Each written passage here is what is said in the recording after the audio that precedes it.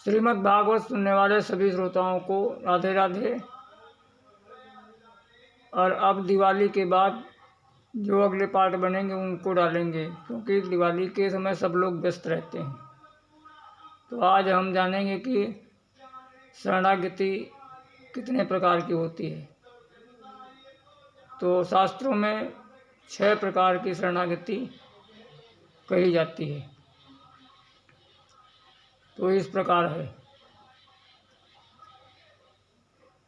आनुकूलस्य संकल्पा प्रातिकूलस्य वर्धनम रक्षति सीति विश्वासो गोप्यत्वे वर्णम तथा आत्मनिरपेक्ष कार्पण्यम षड्विधा शरणागति। तो जब हम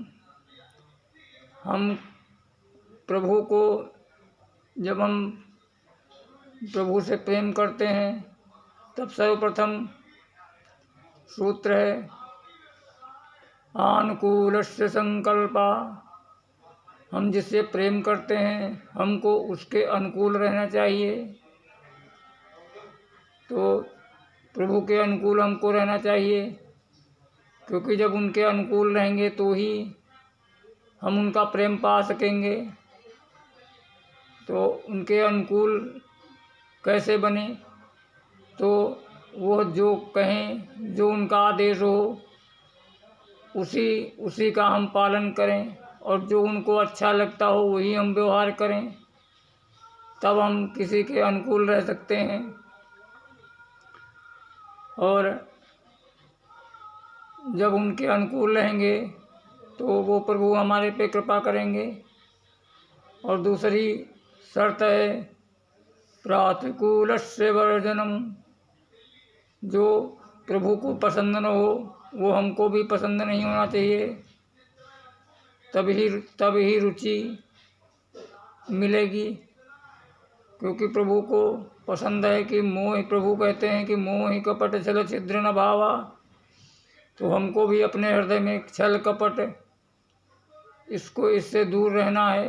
जब हम भगवान शर्त देते हैं कि मोह ही कपट छल छिद्र न भावा, जो कपट छल छिद्र है वो सब अपने मन से निकाल दो। और कहते हैं कि निर्मल मन जन सो मोहि पावा। जब छल कपट दंभ द्वेष से सब अंदर से हृदय से निकाल दोगे तो ही मन निर्मल होएगा। और जब मन निर्मल होएगा तो प्रभु तुम्हारे ऊपर कृपा करेंगे। और तीसरी शर्त है रक्षति इति विश्वासो। प्रभु हमारी रक्षा करेंगे, ये हमको पूर्ण विश्वास होना चाहिए। और हम करते उल्टा हैं। प्रभु पे तो हम विश्वास नहीं करते हैं। और जो बीमा कंपनियां होती हैं, इन्होंने कह दिया है कि मान लो इतने दिन के लिए पैसा तुम दे दो और इतने दिन में डबल कर देंगे। और उसके बाद कहते हैं कि बीमा मरने के बाद भी तुमको मिलेगा।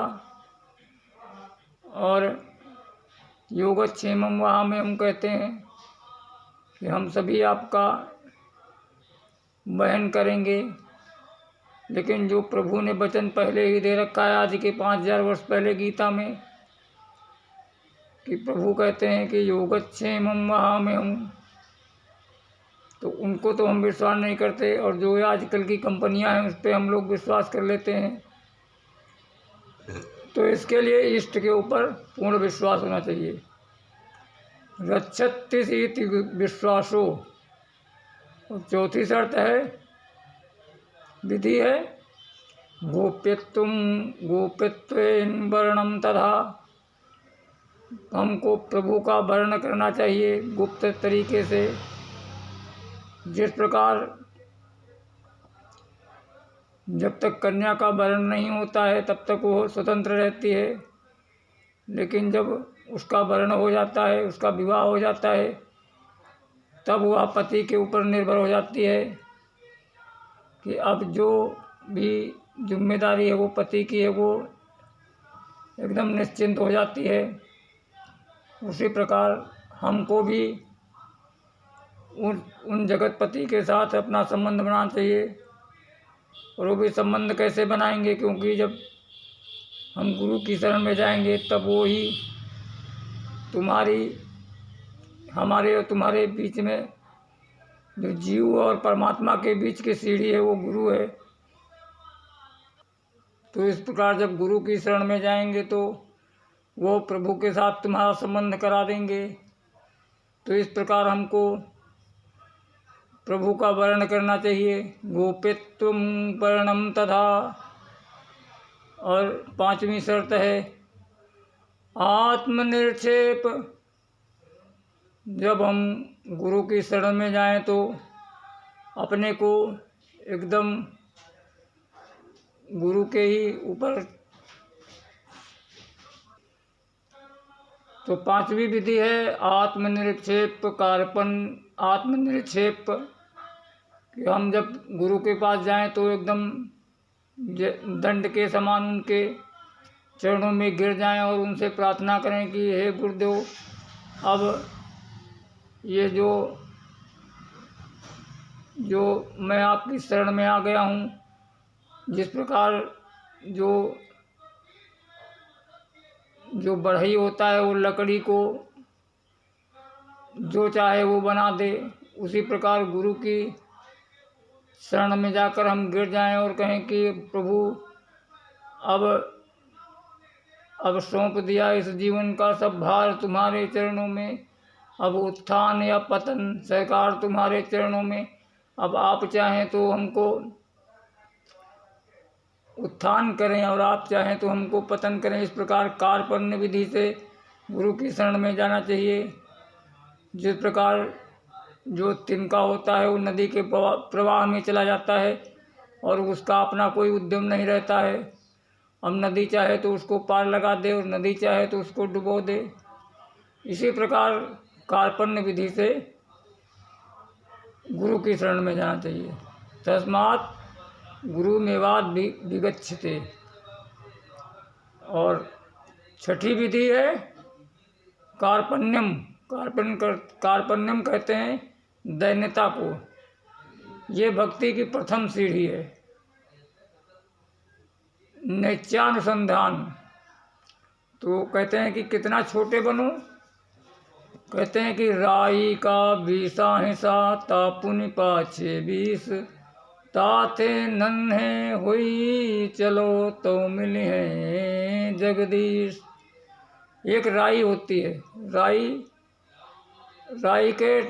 राई का पहले 20 टुकड़े करो, फिर उस जो 20 टुकड़े हैं उनमें से एक टुकड़ा निकालो और उसके 20 करो, और फिर उससे भी छोटे होके जब चलोगे तो प्रभु प्राप्त होंगे।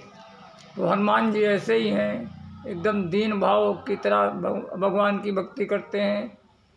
जब हनुमान जी लंका जाते हैं तो विभीषण से जब विभीषण परिचय पूछते हैं तो कहते हैं कि ये विभीषण कि प्रातले है जो नाम हमारा ता दिन ताहि न मिले आहारा।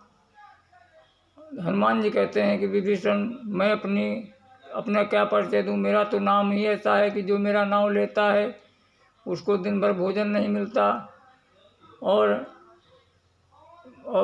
कपि चंचल सब ही विधिहीना। और मैं कपि स्वभाव का हूँ, हर तरह से चंचल हूँ।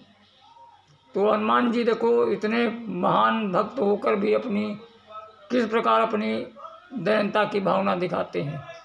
तो ये दयनता ही भक्ति की सीढ़ी है। और हनुमान जी कहते हैं कि विभीषण, उन प्रभु की शरण में तुम भी जा सकते हो। वो प्रभु सबके शरणागत वत्सल हैं। भगवान को नाम है इसलिए शरणागत वत्सल है, क्योंकि भगवान शरणागत भक्तों की रक्षा करते हैं, इसलिए उनको शरणागत वत्सल कहते हैं। तो ये 6 विधि हैं। इस प्रकार से शरणागति ग्रहण करनी चाहिए। जय श्री राधे, जय श्री कृष्ण।